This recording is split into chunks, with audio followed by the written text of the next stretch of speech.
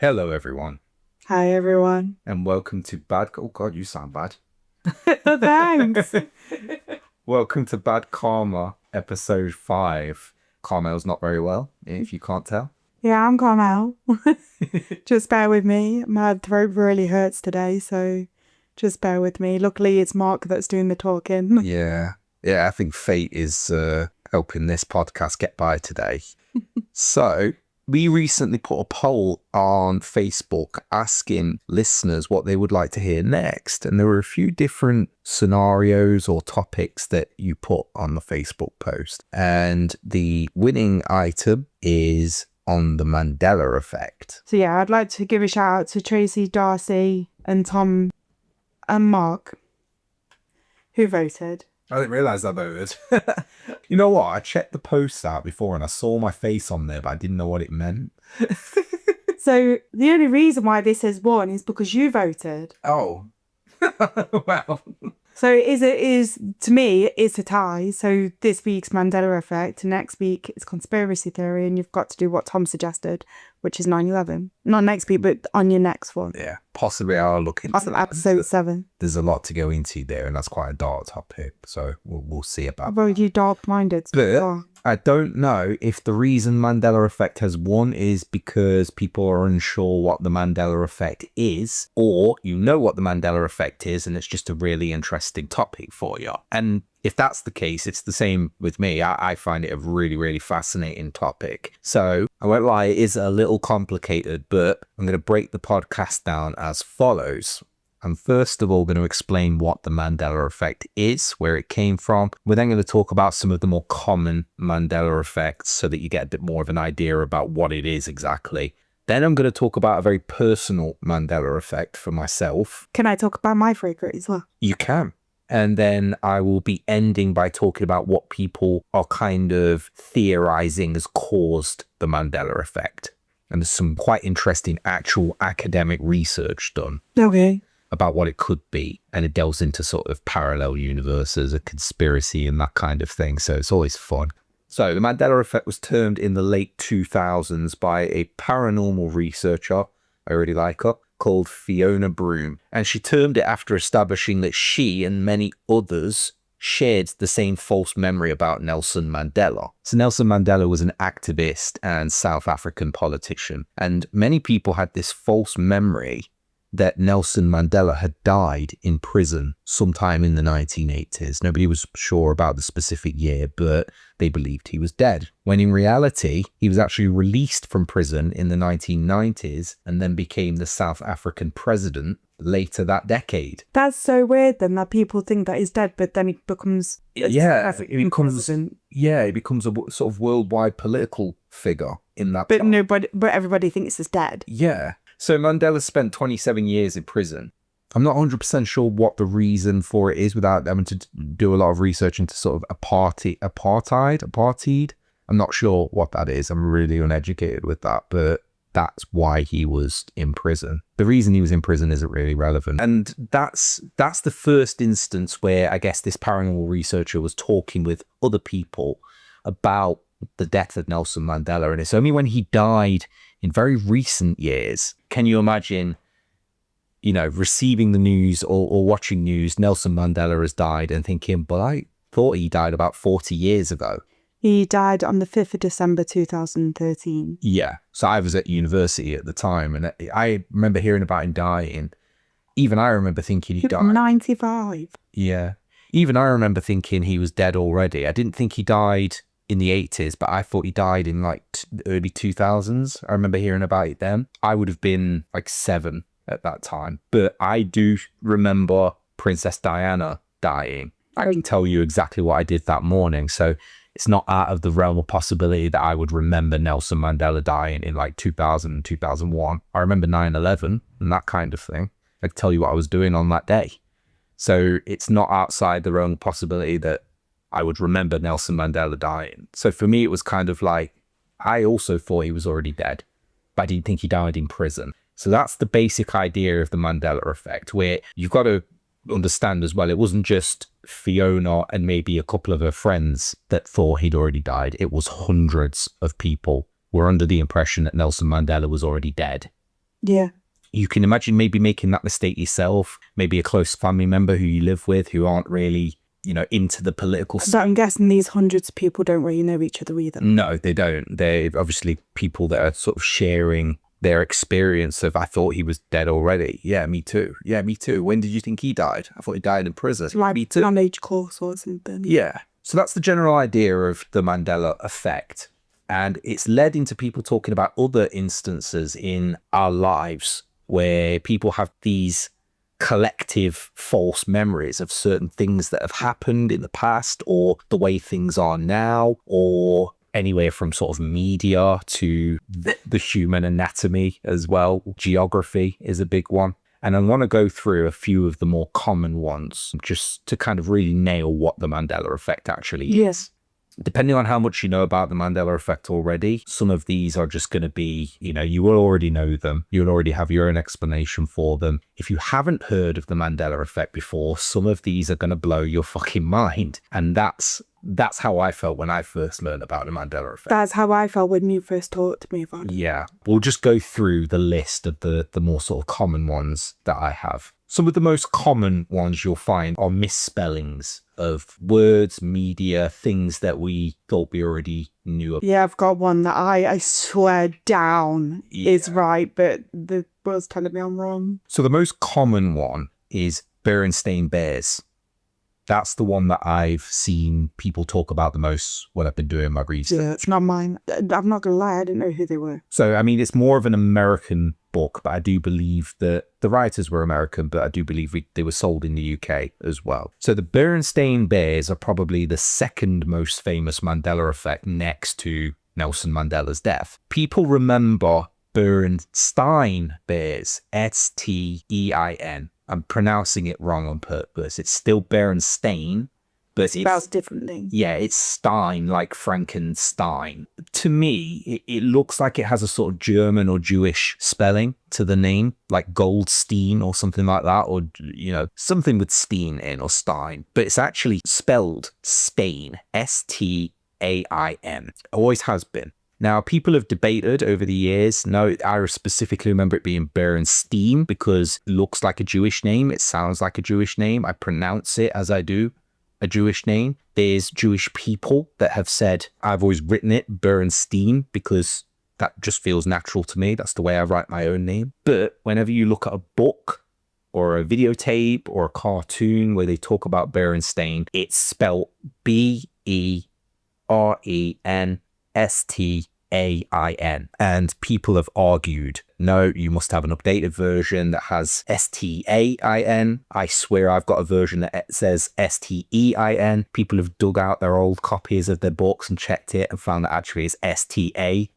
The original writers of Berenstain Bears were a couple called Stan and Jan Berenstain. And their descendants, after the sort of Mandela effect has become famous and people have been debating about, is this Stain or Stein? They've actually come out and said Berenstain is our name, and it's always been Stain. We know how to spell our own name, so it's not like the copyright has changed at some point. They've tried to kind of westernize it by taking away the German or Jewish spelling of it. It's always been Berenstain with Stain. Because that's how their name is spelled. Another Mandela effect that's quite close to my heart is around, you know what Pokemon is. Okay, we all know what Pokemon is. There's a Pokemon called Pikachu. If you know Pokemon, you know what Pikachu is.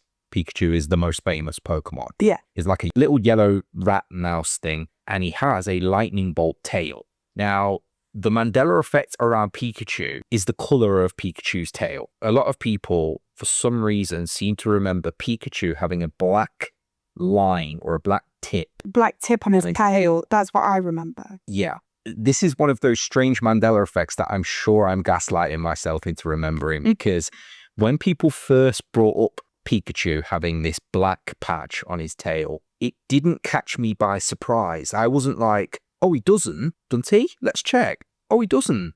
I knew for a fact he didn't, but for some reason it's locked in my head that at some point he did. See, you play a lot of Pokemon games, so that might be why you wasn't surprised. Yeah, so but I don't. So that to me, because when you first told me this, it was when we first got together and I didn't play no Pokemon games then. I remember drawing my sister a birthday card by hand when she was into Pokemon. I drew loads of Pokemon on a Pokemon card by hand. And I remember drawing Pikachu from the Pokemon card with a black tip on its tail. Yeah, but if you Google Pikachu now, you'll see he doesn't have the black. I don't know. I've played a lot of games since then. Yeah. Now, there's a few explanations, possible explanations for this. The first is there's a Pokemon called Pichu as well.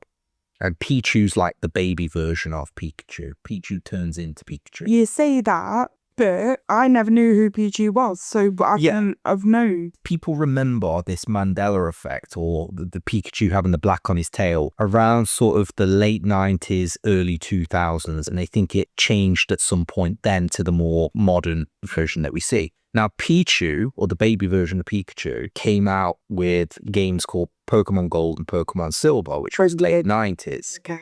So it falls sort of around that period. And if you look at Pichu, Pichu has a fully black tail.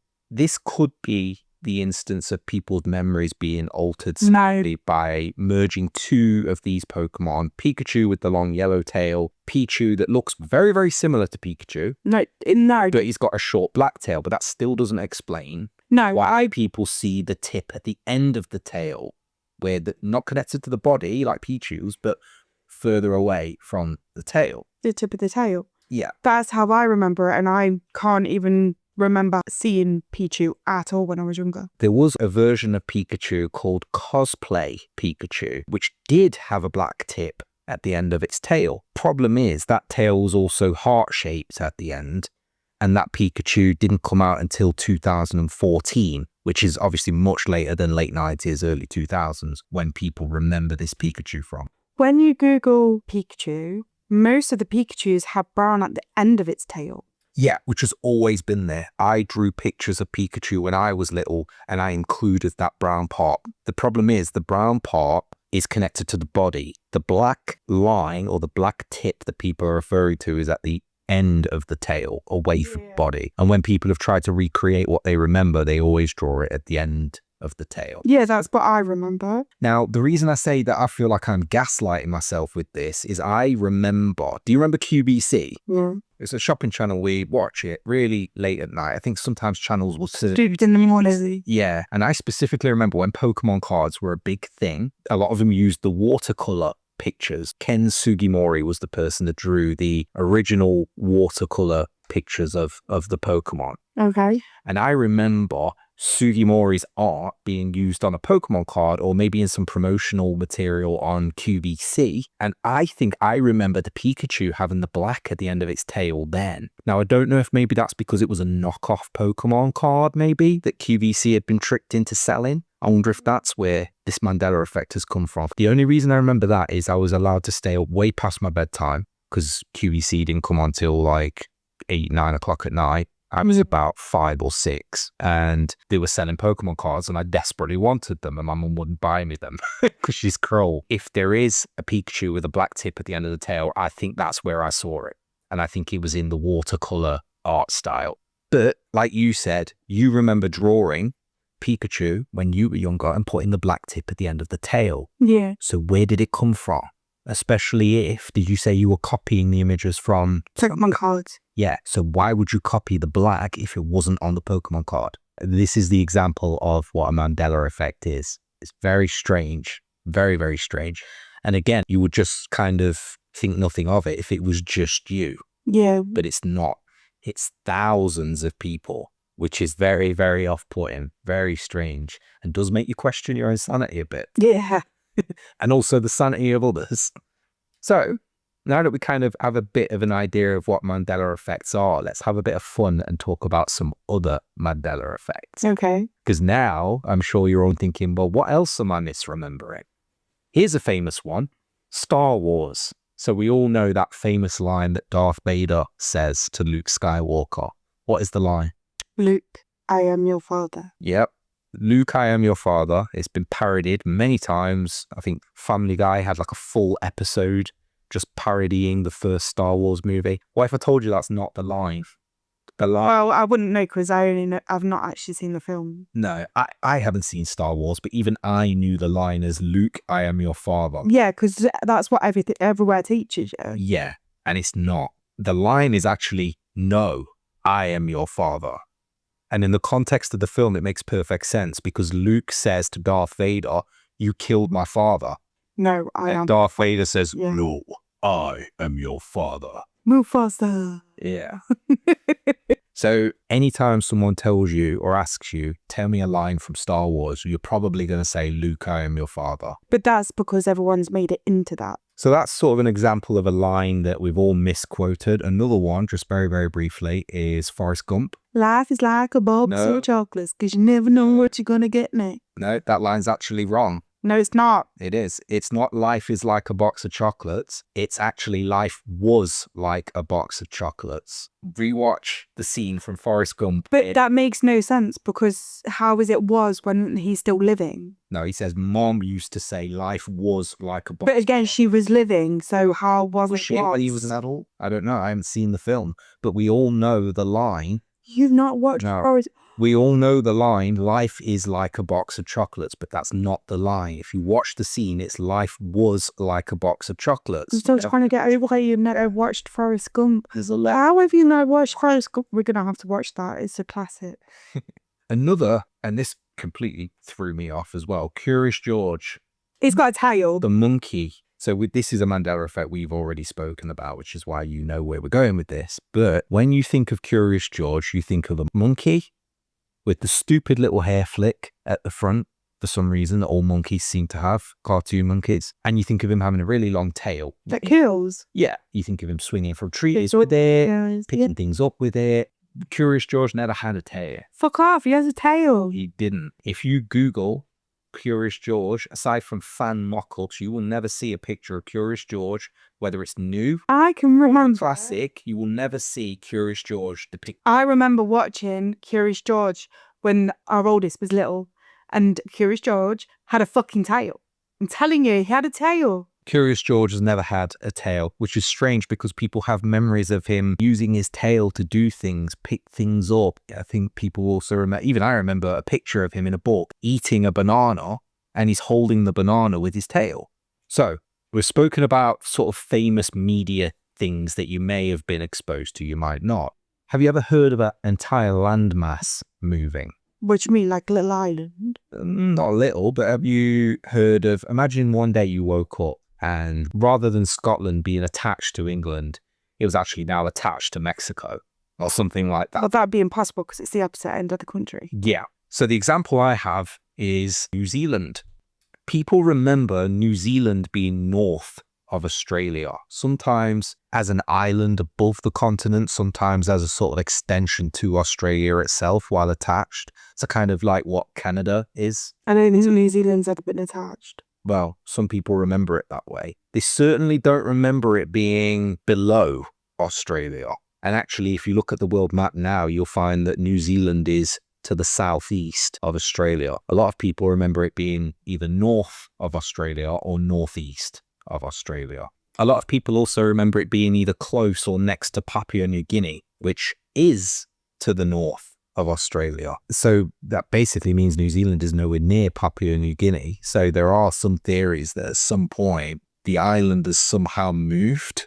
Kiwis picked it up and flew it away. Until I found out about this Mandela effect, if you asked me where New Zealand is, I probably would have just said above Australia somewhere. So that's a geographical Mandela effect. So it kind of shows you that it's not just us misremembering certain lines from movies that may have been interpreted here, there, and everywhere. Let's talk about something that's even more famous and transcends countries and language. We're going to talk about a Bible verse.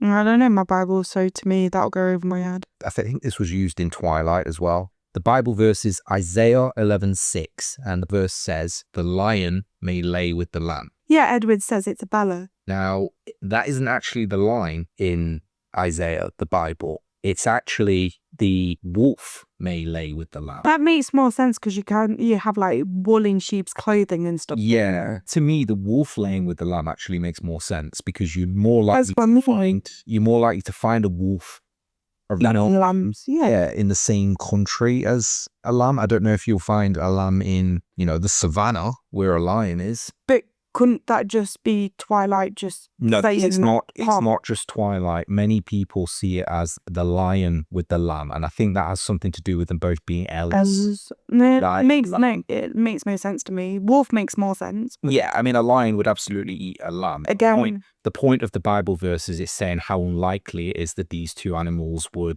get on. So lion and a lamb probably wouldn't get along in real life, even if you'd have put them next to each other. But realistically, a wolf is more likely to be found in the vicinity. Yeah, because you'd say lion and zebra. Or one of the things shepherds try and keep their flock safe from is wolves. You never hear about them with foxes. Yeah. Here's another one, and this is one that a lot of truck drivers might actually be able to relate to. So the mirrors that are on trucks, quite often they've got a little message written on them. Some cars have the message as well. It says objects in the mirror may be closer than they appear. And it's on a lot of trucks, vans, that kind of thing. And it's a reminder to people that the vehicles that are behind you may actually be closer to your vehicle than the mirror shows. And it's to kind of make sure that you're maintaining the appropriate distance and that kind of thing. It's also quite funny scene from Jurassic Park where the car is being chased by the T-Rex. The funny comes from the fact that the T-Rex is already pretty damn close. But looking in the side mirror, it says objects in the mirror may be closer than they appear, which kind of indicates the T-Rex may be even closer than it is. Yeah, so the mirror's making it look further away. Yeah. Now, the Mandela Effect comes in where it never said, and this is in Jurassic Park and real life, it never said objects in the mirror may be closer than they appear. It actually says objects in the mirror are closer than they appear. Well, yeah, because there's no maybe about it. Many people remember it as objects in the mirror may be closer than they appear, and they even remember the scene from Jurassic Park saying may be closer than it appears. Again, I've watched Jurassic Park maybe once in my life where I've actually paid attention. I remember the sticker saying may appear, but it's always been objects are closer than they appear. That must be an American thing. No, it's a worldwide thing. That's why it's a Mandela Effect. So my favorite, and this is actually one that I've got a personal connection to as well, but it's not the one that I want to talk about a little bit later. Okay. This one is around the fruit of the loom. Oh my God, yeah. And this is also quite a famous one. Kind of along in the same territory as Bernstein Bears. Yeah. Well, I don't remember that one, but I do remember this one. Yeah. Whenever you look for Mandela Effect, this is probably one of the first that you'll come across. And it's around the Fruit of the Loom logo. So Fruit of the Loom, the clothing company. Yeah. Now, when you visualize the Fruit of the Loom logo in your head, what do you see? A basket. A basket. A basket with fruit in. A basket with fruit in it. And that's what a lot of people remember. It's what I remember. Now, growing up, my mum had one Fruit of the Loom shirt. The rest were just purchased from like Asda or, wherever, New Look or something like that. She only ever had one Fruit of the Loom shirt. And I specifically remember it being a basket with an apple, a bunch of grapes. I think there might have been a banana, maybe a pineapple in that basket. And the basket was a weird shape. Yeah. It wasn't just a basket. It was a cone, like a cone or a horn or something. And it was a big one. And all the fruit was coming out of this basket. Yeah. The Mandela Effect is that basket was never in that logo. Can you remember when you first told me this one and I actually got out of bed? I went, no, that's not right. And I went to my old clothes and pulled out an old bar top that I used to wear behind the bar. And then I looked at it and went, fuck off. No, that's changed. Yeah. So, like I say, I remember the tag having a Fruit of the Loom, having the code. Yeah, because like I said, if I turned around to you and was like, no, that's not true. It's definitely got a cone on. And I actually went to my clothes to try and prove it. And the cone was not there. I was like, that's bullshit. And the cone was there. And a lot of people have had that same experience. They've dug out clothing that they bought in the 80s and they've checked it and sworn, no, it was coming out of they call it a cornucopia. Yeah. It is a real thing that fruit is stored in, usually at things like harvest festivals and that kind of thing. But every time people have checked this logo, there has never been a cornucopia featured in any of them. And people have looked at the Fruit of the Loom logo all the way back to when Fruit of the Loom was first developed as a company. It's never been featured in their logo at all.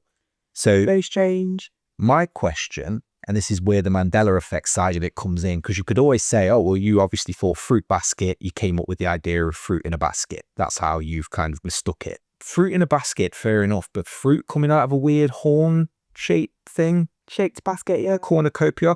If you asked 8-year-old me what a cornucopia is, I won't be able to tell you what it is. See, it's a basket. And I certainly wouldn't imagine a basket shaped like a horn. It's a funny shaped basket. Yeah, it's not efficient at all. How can you store something, fruit in this thing? It seems strange that 6, 7, 8-year-old me would remember that when it's something completely strange and alien. There has been some debate that the reason we remember it having sort of a cornucopia with the fruit coming out of it is because of an album cover for an album called Flute of the Loon, which was released in the 70s. And the album cover, if I can find an image big enough to show you, does actually have what looks like an oversized flute with fruit coming out of it.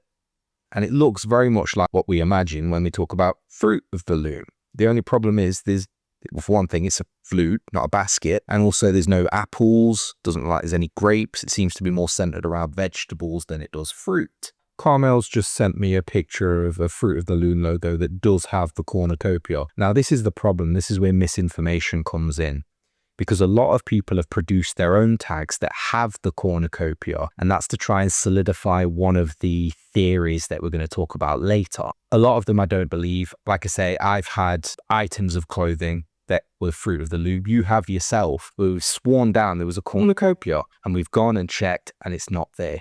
People have dug into Fruit of the Loom's official logos. It's never been featured in any of them. Fruit of the Loom themselves have made several social media jokes about it as well. No, because that's not what I pictured. It's not silver, and it's not a flute in the corn, and it's a basket. You can find mock-ups of the Fruit of the Loom logo with the cornucopia, and the mock-ups that have been made match what I remember precisely. And match what you remember as well. The horn, the basket is always to the right of the flute. Yep. It's never to the left. And it has basically the Fruit of the Loom logo with the fruit positioned just in front of the apples, the grapes. Yeah, it's always a yellowy brown basket. Yep. With the horn going up, and it faces to the right. That's always what we've remembered. But that has never been the Fruit of the Loom logo. So where did it come from? Another Mandela Effect, which I'm just realizing now actually is also a personal Mandela Effect to me, but not the one I want to talk about later, is Mona Lisa's smile. So when you think, and the reason this is personal to me is I've seen the Mona Lisa in real life. I've been out to see it. I went to see Mona Lisa in year 10 at school. So I would have been 15, 16 years old. And I remember Mona Lisa having a smile. But wasn't the whole point of it being called Mona Lisa's smile is because she didn't smile? No, that makes zero sense whatsoever. The reason it was called Mona Lisa's smile is because she was fucking smiling. So when you look at a picture of Mona Lisa now, there is a very, very slight smile there, but not enough that you would draw attention to it. It's not like she's got a massive grin. Now, the Mona Lisa that I remember, the smile was much more pronounced. And actually, if you want an idea of what it is I'm talking about, go to Google and look for Mona Lisa smile Mandela Effect. And people have created mock-ups of what Mona Lisa looks like now and what they remember. And if you look, there's a very definite smile, more than what is actually on the Mona Lisa as it is now. The problem is the mock-ups that people are sharing is what I saw in France. Okay. That apparently never existed. Mona Lisa has always looked quite gaunt, like she's not smiling at anything, very neutral expression, which has always kind of blown my mind, because where does the expression Mona Lisa's smile come from? Yeah, she is slightly grinning, but it's not enough of a smile that you would point and go, look at that woman smiling. What's she smiling at? Google says that Mona Lisa's smile is enigmatic because it's subtle and appears to shift depending on how we look at it. Yeah. But the problem is, when I was at the Louvre and I saw Mona Lisa up close, first of all, I was shocked how small the painting is. I was expecting some grand... Like massive... Like, you know... Big, how big is it? It's about the size of... The canvas? Yeah. It's about 20 inches lengthways, and then maybe like 30 to 40 downwards. It's not a big picture at all, but I managed to get in front of it. It's behind bulletproof glass. And the smile was definite. You could tell this woman was smiling. And which is why when I saw a picture online of Mona Lisa years later, I thought it was edited because she wasn't smiling. I thought it was a parody. I thought it was a piss take of what I had seen. It says on here, Mona Lisa's not amused or something like that, and it's not. but it says on here that Leonardo da Vinci used a technique called sfumato, which involves layering the thin glazes of paint to create soft, hazy transitions between colours and tones. So when you look at it in different lightings, the smile is either bigger or smaller. I can't remember what the line was like exactly, but I'm telling you, she was smiling. She was happy as fuck. She was amused by something.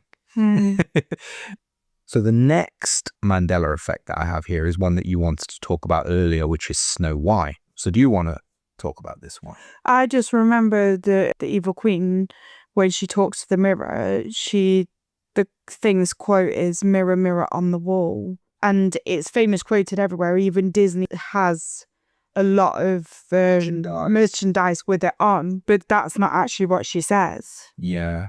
I mean, there's even a movie with Julia Roberts called Mirror, Mirror. Yeah, but that's not, it comes from before that movie though. Yeah, it does. So people remember the line as "Mirror, mirror on the wall, Who's the fairest fairest of them all?" That's where all the merchandise comes from. That's also where the title of Mirror, Mirror, the movie, comes from. Now, the line isn't actually "Mirror, mirror on the wall, who's the fairest of them all?" It's actually "Magic mirror, Mirror on the wall. who's the fairest of them all?" Mirror, mirror makes no sense. When you think about it, why would you say someone's name twice? The mirror is called the magic mirror. Yeah. So it makes sense you would say "Magic mirror on the wall, who's the best looking person around," or whatever. Who's the fairest of them all? Yeah. This kind of shows the level of people misremembering very, very famous, very, very well-known things. It's so strange that Disney have merch that says "Mirror, mirror on the wall" on it. Yeah. Now, if you ask Disney, they will deny misremembering. They will deny, there being some kind of, again, we'll talk about this in a bit, some kind of reality change that's made it now magic mirror on the wall. They'll just say, no, the reason we say mirror, mirror is just because that's the most famous way people say it now. And we want it to be relatable to the people that buy this merchandise. Why would you create a film called Mirror, Mirror when it's clearly the wrong line? Is that a Disney film, Mirror, mirror? That's what I'm looking at now. The production company was Relativity Media. Doesn't look like it was a Disney production, which again, kind of backs up the Disney idea that, it could be that you guys have just misremembered and you're now using that term interchangeably, so we'll do the same without... I think I know why they brought out Mirror, mirror on the wall not that long ago. Yeah, that's Descendants. Yeah, so even in the movie Descendants, they used the phrase mirror, mirror. And again, Disney will just say, oh, we're just doing that because that's what the line's known as now. Yeah. Even though you're all wrong. It's always been magic mirror. Couple of other Mandela effects I want to really quickly talk about is Looney Tunes. So how do you remember Looney Tunes? It's being spelt. I remember it. I know what it is now, but I remember it as TOON, like cartoons. Yeah. So when you think Looney Tunes, you think loony cartoons. Yeah. Insane cartoons with a lot of slapstick and crazy shit happening. Yeah, with Tweety and Bugs Bunny. Yeah. Now, it's not Looney Tunes, as in cartoons. It's Looney Tunes, as in music. But there wasn't that much music in it. But people, well, this is the thing. People remember it being Looney Tunes. If you were to write it down, it would be TOONS. In fact, in some television schedules, it's down as Looney Tunes, TOONS. If you watch any Looney Tunes thing, it's TUNES, as in music. And the reason for that is it was originally musical. It was produced and it was called Merry Melodies. I remember that. You remember that? It used to show it at the start. It would say Merry Melodies and it would have the red background of the curtains or whatever, or sometimes it was blue. It was Porky Pig, wasn't it? Yeah, it would be Bugs, it would be any of them, the Looney Tunes characters, but it would be called Looney Tunes. But for some reason, everybody remembers it as Looney Tunes. I feel like that one's a little easier to explain. Because people think cartoons, you think tunes. Yeah. So I think that's quite easy to explain, but it is an interesting little Mandela effect. The one that's a little more difficult to explain is Uncle Pennybags, also known as Mr. Monopoly. or Oh, yeah. the Monopoly guy. Monopoly man. Yes. So when you think of the Monopoly man, you think of an elderly guy, top hat, really old-fashioned suit, tuxedo. Yeah, I think he's got a cane. Yeah. And he's marching around and stuff. Do you also visualize a monocle? Yeah. Yeah. Now, Mr. Monopoly or Uncle Pennybags never had a monocle. I beg to differ, Mr. Cooper. And if you have a look at any of the Monopoly games that were produced that have Mr. Monopoly or Uncle Pennybags on them, he's not wearing a monocle. Now, people have created mock-up images of what they remember, and they look like what I remember. He's got the monocle. Yeah. But if you look at any of your old Monopoly board games, if you have a look at any of even like the Switch games or anything like that, or any of the video games. Again, I think I got my Monopoly out and looked at it, and I was like, no, that's not right. He doesn't look right. He doesn't have a monocle on. But it doesn't suit him either. No. Now, a lot of people have said that rather than just thinking about Uncle Pennybags, imagining this dapper guy with, you know, a monocle and top hat and everything, maybe we're remembering Mr. Peanut. No. This guy. But I know who he is, but that's American. That is an American mascot. That's an American mascot. I didn't even know what a Mr. Peanut was. I only know from doing a Mandela Effect quiz. Mr. Peanut basically looks like an overgrown peanut who has took Mr. Monopoly's costume, but I wouldn't be able to tell you what Mr. Peanut was. What does it represent? Just guess it was butter. Yeah. You know, I wouldn't be able to tell you what that's from. Why do I remember Mr. Monopoly having a monocle? I can't be mistaking him for Mr. Peanut. Strange. Yeah. And in fact, have you ever seen Ace Ventura, Pet Detective? Yeah. So there's a scene where a guy in a monocle comes walking down the stairs. And he calls him Mr. Monopoly, doesn't he? He says, "Oh, it's you, the Monopoly guy." And punches him. Yeah.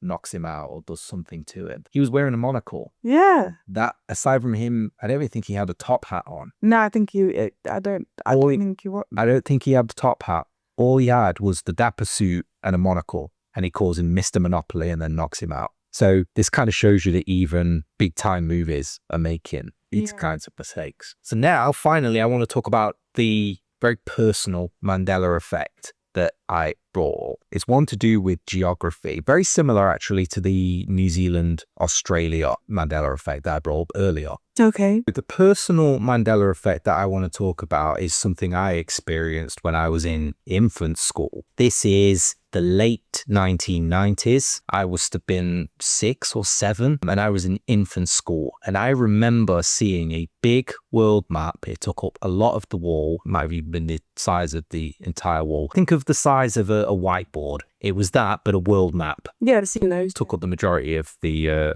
wall. And I remember being fascinated by this map because it kind of puts into perspective just how big the world actually is. Yeah. And it used to freak me out when my teacher would point at England on the map and say, that's where we are now. And it freaked me out how small we were compared to some of the other landmasses. And in fact, I remember this map specifically because I could see right down at the bottom, there were a couple of places in the world that made me laugh. One was called Sandwich Islands and the other was called Shag Rocks. Of course that made you laugh. And that made 6-7-year-old me laugh. You should have known what that meant back then. Well, I did. The thing about this map that I consider to be a Mandela effect, and it seems other people do too, is when you think of the continents in this world, what continents do you think of? Africa, America, Asia. How many continents are there? So there's 7. Africa, Asia. North America, South America. North America, South America. Yeah. Australia. Yep. And Mexico? Nope. No. Antarctica. Antarctica, yeah.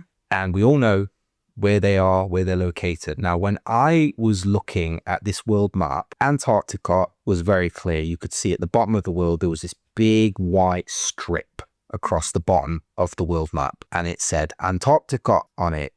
And I remember seeing that and being fascinated, thinking that, you know, there's this place in the world that's just snow and ice. And I loved the snow. So I remember thinking that's really a cool place. It's somewhere I want to go one day. I also remember at the very, very top of this world map, there being a similar strip that goes all the way along the top of the map, and it was called Arctica. And I remember this specifically because I remember looking at Arctica at the top of the planet, and I remember looking at Antarctica at the bottom of the planet, and that is what taught me that anti or ant usually means other way. Or Right, okay. Yeah, okay. Yeah. Like anti-clockwise. Yeah. So to me, it was Arctica at the top. What's the reverse of Arctica? Antarctica. Oh, yeah, okay. I remember that specifically. Yeah. Now, I also remember at the same time, in that same classroom, we had a globe, a physical globe that you could pick up and spin. And Yeah, the ones that was it one of those that's on the holder? Or is yeah, it was on a holder and you could spin it. You could pick the holder up and whatever. And I could see at the bottom of the globe, it had Antarctica. And I could see that the majority of the bottom, or quite a lot of the bottom of the planet was snow and ice. When I looked at the top of the planet, where the top of the holder met the globe, there was nothing there. And that's why I remember Arctica, because I remember looking at the world map and seeing Arctica, and then looking at the globe and there being nothing there. Now, I also remember trying to justify it to myself in a couple of ways. The first was that there was a white landmass near the top of the globe, but it wasn't at the top, and it was Greenland. Right, okay. And I remember thinking, does Greenland somehow convert when the map is flattened out? Does that somehow convert to this big white landmass that I've seen at the top of the world map on the wall? Until I saw that Greenland was also on the world map on the wall. So to me, that didn't make sense. I also remember trying to justify it to myself by thinking the bit on the top of the globe where the holder is holding the globe, is Arctica under that? Is it just hidden by this bit that connects to the globe itself? Yeah. So that is how I remember Arctica. And to me, Arctica was a continent. Okay. It's always been a continent. It's only when I got to secondary school and we started doing geography, you get asked, what are the continents? And you have to go through the continents, kind of like we've just done. And, you know, we would say Asia, Africa, North America, South America, Europe, Australia, Antarctica. And then one day I said Arctica, and I got told categorically, no, that's not a continent. Never heard of it. That's just not a thing that exists. And since then, I'd convinced myself I must be wrong. Nobody else around me seems to remember Arctica. And as a 6-7-year-old, you would never point that out and go, what is that? Explain that to me. What is that doing there on that? Why is it there and not here? Yeah. You would just kind of justify that, you know, it must be Greenland. And Greenland, when it's flattened out, is at the top of the globe or whatever. But looking online, a lot of other people have actually reported similar things. They remember Arctica growing up. So there's a post by somebody called Matt Ziller on the Mandela Effect Reddit, and he's created a post called Arctica is not on the maps anymore. And he says, does anyone remember there being an actual North Polar ice cap at the top of the globe? I definitely remember the maps in elementary school and in junior high. There was a polar ice cap and it was called Arctica. I remember taking tests and having to make mental notes when studying the locations between Antarctica and Arctica. I never remembered it to just be a bunch of glaciers moving around. There was 100% a North Polar ice caps similar to Antarctica. Where did the North Pole stem from then? Santa Claus didn't sail around between glaciers at the top of the world. So there's a couple of things there. I mean, first off, the North Pole, that's just Lapland, isn't it? And then that in Greenland. No, North Pole is in the Arctic Ocean. Yeah, so when we're talking like magnetic north, the North Pole, the South Pole and whatever, it would be, the north part of it would be where these glaciers are. But the glaciers aren't shown on most maps. And also the landmass that I saw was fucking huge. And it specifically said Arctica. That's how I knew what it was called. Well, there's an Arctic Circle. Yeah. Where did Arctica come from? As a child, I would have just called it North Pole and Antarctica, or South Pole and North Pole. The Arctic from ancient Greek is the polar region of Earth that surrounds the North Pole, lying within the Arctic Circle. So this is saying that the Arctic ice is melting. That's why it's no longer there. The landmass I saw, if all of that was to melt and disappear, it would be the end of the world. It was a huge landmass. it was a continent. If a continent was just to disappear into the sea through melting or whatever, it would be disaster. So that's the thing. There are some people that say the ice caps are sometimes captured on maps. And I've seen the ice caps on maps from the 90s shown now at the top. And they look nothing like I remember. I even remember looking at the world map on the wall and thinking, well, how can I go from left on the map and appear on the right? How can I go through America and end up over near where Japan is and that kind of thing? And I remember one of the ways I visually looked at the map in my head was folding it so that the northern part of the map, where Arctica is, met Antarctica. Yeah. And I knew that didn't make sense, even as a child, because that would mean that the North Pole and South Pole are touching. So I knew that wasn't the way the map would fold. It would fold from left to right, if anything. Is there any chance that it did melt? Well, Because the Arctic Ocean is there, and it's exactly where you thought it was. now I have found a Kansas City Journal article from July 1912, and it says there is no such separate continent at the north. The polar regions there are united with North America and Asia, so that is incorrect to refer to a continent called Arctica. In 1912. But I'm not saying it's a continent. I'm not saying anything like that. What I'm saying is there any way that this place did exist and it's melted down through the years, and that's why it's no longer on maps? The only way that what you just said would make sense is if in 1912 this continent didn't exist and then came back and then disappeared again. Now, there is no landmass at the north. It's just ice, which is why at the very northernmost part of the world, the thing that you can walk on there, you can also sail under.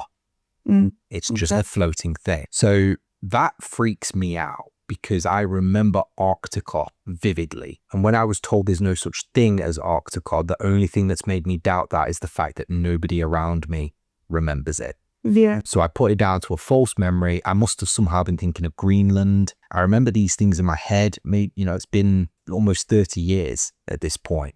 So maybe I've misremembered it. And it's only when I've looked online at Mandela Effect that other people have also said, I remember Arctica. And I remember it through the maps that I saw as a child. Okay. That's why that Mandela Effect is very personal to me. We've spoken about my Mandela Effect. Let's talk about the one you said you wanted to talk about. And so I can remember vividly when I was a kid, I used to watch a lot of Disney films. And I used to borrow them off my mum's mate because mum could never afford to actually buy Disney films. And I borrowed like Beauty and the Beast, Aladdin, Little Mermaid. And I can vividly remember sitting there watching the film, the start of the film, and do you know how you always have Walt Disney come up with the castle and the writing? I know what's coming up, yeah. I can vividly picture Tinkerbell flying over and Walt Disney appears in pink writing, and then she flies again, and then she comes closer to the screen and she waves a magic wand, and then the eye, the dot for the eye, but it's not like a dot, is it? It's like a little knot. Tinkerbell is there. Right. And you can see her fly over and she comes closer to the screen and she waves a wand and it's there. And then I think she like winks and then flies off. Yeah. So that, you're not the only person that remembers that. And in fact, that is a very And it's pink, famous... it's pink writing, but I've looked everywhere to prove that that's real and I cannot find it anywhere. So that is a very famous Mandela Effect. A lot of people remember exactly what you've just described. It doesn't exist. So people have checked every single Disney DVD they have, every single Disney VHS they have. They've checked promotional materials for Disney that they may have received. They've checked commercials. They've checked trailers looking for Tinkerbell. The pink writing appears. She does a bit of magic and the eye does something. I don't remember that specifically. I remember that, and I'm not a Disney fan. I never owned. The only Disney film that I think I ever actually owned on VHS was Toy Story. And yet I remember Tinkerbell. What makes me think it's part of a trailer is I seem to remember a voice in the background saying like, Walt Disney upcoming features or something like that. and then her doing what you've just described, and then it either leading into a movie or into a set of trailers advertising Disney films. So people have scoured their entire Disney collection of DVDs, VHSs, fucking Laserdisc, whatever they can get their hands on to see if they can find this intro, and it is nowhere. Nobody has found it. There's mock-ups on YouTube of what people remember, but there's no official version of this introduction with Tinkerbell. So let's talk about what the Mandela effect has been theorized to be. Why are we remembering all these strange things? The simplest one is that we've just all got false memories. So I found an article here from something called Very Well Mind, and they do outline all of the different possibilities. So I'll just read from this article. It says a more likely explanation for the Mandela effect involves false memories. Before we consider what is meant by false memories, let's look at an example of the Mandela effect. And then they talk about a Mandela effect involving Alexander Hamilton, one of the presidents of the United States. Americans believe that they were told in school that Alexander Hamilton was a founding father of the United States of America, but that he wasn't a president. However, when asked about the presidents of the United States, many people will name Hamilton as a president, and they'll be adamant he was a president at some point. So they've said that this is a false memory because if we consider a neuroscience explanation, the memory for Alexander Hamilton is encoded in an area of the brain where the memories for the presidents of the United States are stored. This means by which memory traces are stored is called the engram, and the framework in which similar memories are associated with each other is called the schema. Okay. So what they're basically saying is your brain is storing things in a way that you are misremembering and making links between things that just aren't there. Yeah. So the cornucopia, you might be thinking of Harvest Festival with baskets. Don't know why you're thinking of a strangely shaped cornucopia, but for some reason you are. You won't be able to explain why that is, but it's saying you're thinking of something else at the same time that you can't quite catch on to, and therefore you're imagining this cornucopia. The next theory as to why this is happening is something called confabulation. And it says confabulation involves your brain filling in gaps that are missing in your memories to try and make more sense of them. This isn't lying, but rather remembering details that never happened. Confabulation tends to increase with age. Okay. I mean, for one thing, it says it increases in age, but I'm going to use the example of Arctica for me. You can kind of explain, you've seen Antarctica. If you've already got an idea that anti means opposite, you've got the opposite thing. You've got Antarctica. Where's the original? And where does it make sense for the original to be? Makes sense for the original to be called Arctica because it won't have the ant or the anti, and it makes sense for it to be at the top of the planet rather than the bottom. Yeah. You could explain that's why I remember Arctica. Yeah. That doesn't explain why other people also remember Arctica. All the way back in 1912, people were talking about Arctica. It also doesn't explain why I saw Arctica on the map. Yep. I wasn't looking for Arctica and it wasn't there. I saw it at the top of the map. And if I'm misremembering, why do I also remember looking at a globe where it wasn't? Yeah. And in my child brain, justifying that it must be under that bit of the globe that connects. Or it's Iceland, and Iceland for some reason appears on both maps and it's called something different on the globe. Misleading post-event information. So this is information that you learn after an event can change your memory of an event. This includes event-supple information and helps to explain why eyewitness testimony can be unreliable. So there's an example used of, if I was to say to you, did you see that guy get hit by that black car? And then you say, yeah, I did. I saw it. And we both go to the police and report that a guy was hit by a black car. Then it turns out that car wasn't black, it was blue. Now, the only reason that you remember it as being black is because I've been confident and said to you, do you remember that black car we saw? And if you're not paying careful attention, if there's nothing about the color of that car that stands out to you, then you'll take that as word. Then you'll take my word as it, and suddenly you start remembering that car as being black. It happens a lot. It happens a lot during arguments where people will try and gaslight you into thinking that you've said something or done something or promised something in the past where you haven't. Yeah. You'll have a drink at 10 in the morning and someone will say, you said that you wouldn't. remember, you promised you would never drink again in the morning, and you struggle to remember when that was. And it might be that actually you've admitted you've got a drinking problem, but you haven't said you're going to stop. Yeah. It's that kind of thing. The most craziest theory, and the most interesting one actually, is one I've touched on already, and that's alternate realities. Yeah. This is the one that, you really got to think outside the box for this one and be open to the concept of alternate universes, alternate realities, other timelines, that kind of thing. It says one theory for the basis for Mandela Effect originates from quantum physics and relates to the idea that rather than one timeline of events, alternate realities or universes may be taking place and mixing with our timeline. Okay. In theory, this would result in groups of people having the same memories because the timeline has been altered as we shift between these different realities. You aren't alone if you think this sounds unrealistic. Unfortunately, the idea of alternate realities is unfalsifiable, meaning there is no way to disprove that other universes don't truly exist. I like that idea though, but I also like Doctor Strange. Yeah, and that's a good way of thinking about it. Multiverse of madness. Madness. Doctor Strange. That's a good way of thinking about it. Or any kind of comic book show where, there's other timelines happening. Spider-Verse. Yeah, where events happen slightly differently. In this case, I'm remembering Arctica. It might be that actually my consciousness that's in my body right now came from a universe where Arctica was a continent. Yeah. And I remember looking on this map. If that happened, it's happened between the time I've looked at the world map and then turned around and looked at the globe. Which can happen. I guess. Split second. But that's what people try and explain. So where I might say, I've never known Pikachu to have black on his tail. And you say, he did. I drew him with it. I saw it. I took that from a Pokemon card.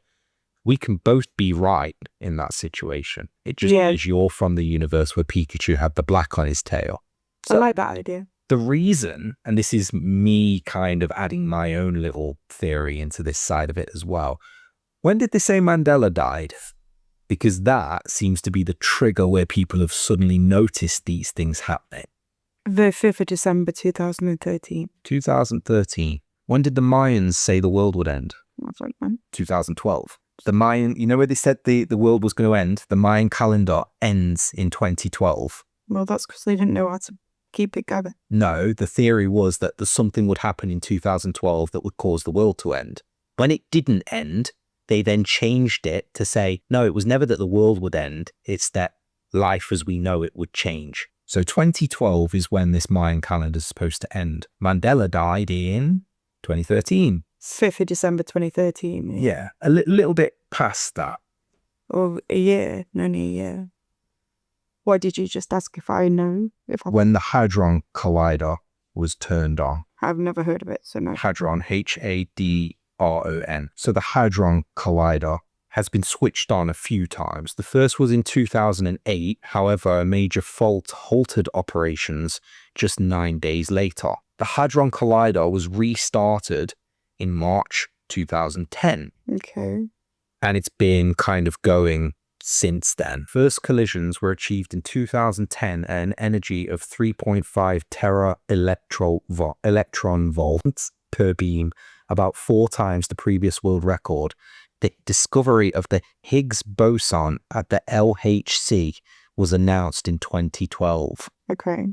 Between 2013 and 2015, the LHC was shut down and upgraded. So the point of the Hadron Collider, there was a big thing because there was talk of it being switched on in 2010. At that point, the thing about the world ending in 2012 was well known. Okay.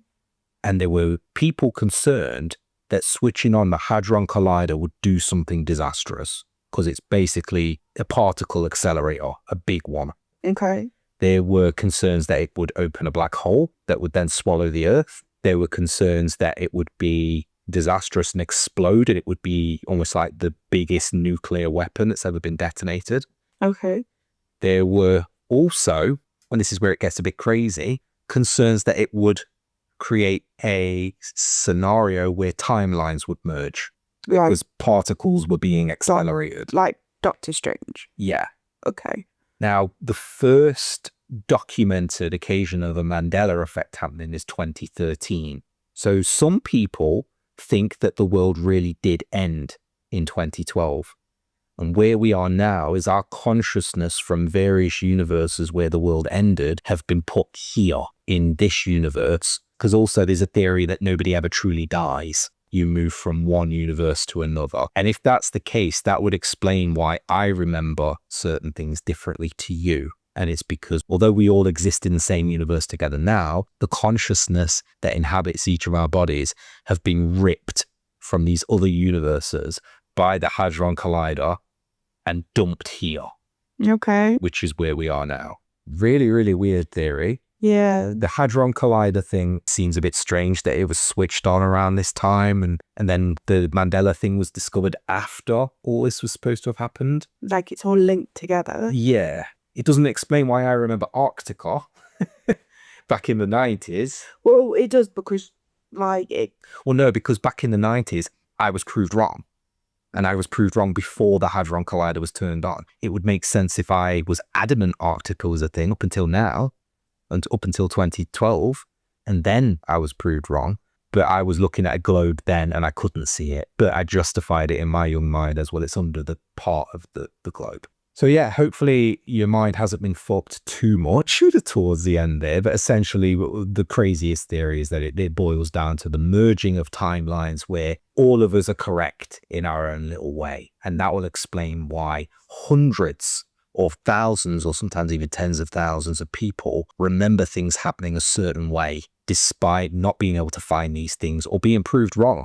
Like with the lines from famous movies where we've been adamant the line is Luke, I am your father, to the point where we've produced expensive Hollywood films parodying that lie. And it turns out that was never the lie. Yeah. It will explain why it is the way it is. There's also people that think that actually things like Fruit of the Loom with the logo having the cornucopia, it did have the cornucopia at some point. And for some reason, Fruit of the Loom have gone out of their way to remove all traces of that. And that'll explain why we remember it. Doesn't explain why you went into your closet and found a t-shirt that had the refined logo on that doesn't have the cornucopia. But I thought I did. Unless Fruit of the Loom have come into your house and swapped it. Which makes no sense. Yeah. It's not a massive conspiracy theory. I don't believe that at all. So one of the other theories, and it's quite a generic one, it's not majorly interesting to me, but a lot of people do stand by it. That's that we're in a matrix-like system and all of these Mandela effects are just the matrix glitching. Either that or the matrix that we're inside is being manipulated in some way by, I don't know, I guess the matrix equivalent of God. That's a bit far-fetched, isn't it? I don't understand why God would be changing the colour of Pikachu's tail. To make everyone think they're going insane, that's what it is. Well, we already know. So out of the theories that we've spoken about then, which do you kind of lean more towards? Do you think it's simply misremembering? I would love it to be alternate universes. That to me would be cool. And it's the one that makes the most sense. But the misremembering, the reason why I don't fully believe it's that one is because people that's never met can't misremember the same thing. Yeah. It's one of those that one I don't think we'll ever truly know the answer to. And I think, again, this is one of those things that would be very easy to dismiss if not for the amount of people that keep misremembering these things. Yeah. A line in a movie, maybe. You can easily misremember that. Yeah, but I mean, the original reason for the Mandela effect being discovered was Mandela being dead. How can hundreds of people think he was dead 40 years before he actually died? And after they thought he was dead, he was president of South Africa. Yeah, it's really mental. If you know who Nelson Mandela is, surely you would know about. Because of course he's a president. Yeah, or know the political climate of the place he was at. So you would know that he then became president of that place. Yeah. It's very, very strange to me and a fascinating subject. Yeah. And the Mandela effects that we've spoken about aren't the only Mandela effects. Well, no, because one of the ones that I thought you was gonna say Febreze. Oh yeah, Febreze is another one. I swear to God, there's loads of E's. No, everybody go look at, if you've got Febreze, hopefully you do, otherwise you smell. Go and have a look. We don't have Febreze. God, we also smell. Go and have a look at any bottles of Febreze or sprays that you have. Or actually, before you do that, visualize it in your head. How would you spell Febreze? I bet it's Febreze. There used to be adverts where it was Febreze. Yeah. On the bottle, there was loads of E's and Z's. But the advert, I don't know about the bottle, but I remember the advert specifically being Febree. My mum used to buy it for the furniture. She used to buy the furniture spray because of the cat, because we had cats, even though they never smell. Yeah. But she used to buy it for the furniture, and I can remember it saying breeze. Yeah. And yet, if you have a bottle of Febreze in front of you now, or if you Google bottles of Febreze from early 2000s, it's always been Breze, and it doesn't look right. It doesn't look right. It looks alien. So now we've spoken about the Mandela Effect. We've spoken about some of the more famous ones. We've talked about a couple of Mandela effects that are quite personal to us. I'm going to ask a question of our viewers, and that is, do you want to hear about more Mandela effects? If so, let us know in the comments or on the Facebook page or even by our email address, which we will talk about at the end of the show. And if you do, let us know and we'll create a few bonus episodes where we just do quick fire discussions about some of the more prominent Mandela effects. And if you do want to do that, email us at badkarma, karma with a C, podcast @hotmail.com. Or you can comment on the YouTube channel, or you can comment on the Facebook page if you follow that. Make sure you do follow those things. Subscribe to us, Bad Karma Network on YouTube. And Facebook. And Facebook. And TikTok. And TikTok. Don't forget Spotify. No, we're not. Music. We're not Bad Karma Network on them. You can listen to Bad Karma on Spotify, Apple Podcast, and Amazon Music. We post weekly. If you like Charmed, check out our Karma's a Witch. Karma's a Killer Game, where we analyse the Squid Game series. We do a lot of true crime. Carmel's a massive true crime fan. We do discuss that quite heavily on the Bad Karma podcast. But if you listen to this episode, you'll see that we're also into some more light-hearted topics too. We've got a previous episode talking about urban legends, for example. Give us a follow, keep an eye out, and if something takes your interest, let us know. Tell us what you want from us. And send us your stories. We'd love to do an episode on your guys' stories and the mischief that you guys get up to. We're interested to hear about personal Mandela effects that may have affected you. We want to know about that. Do you know what I think we need to do soon? What? Spooky stories. Paranormal. Yeah. Yeah, I've got a few of those. Right. Thanks, everyone. Take care, guys. Take care. Cheers. Bye. Bye.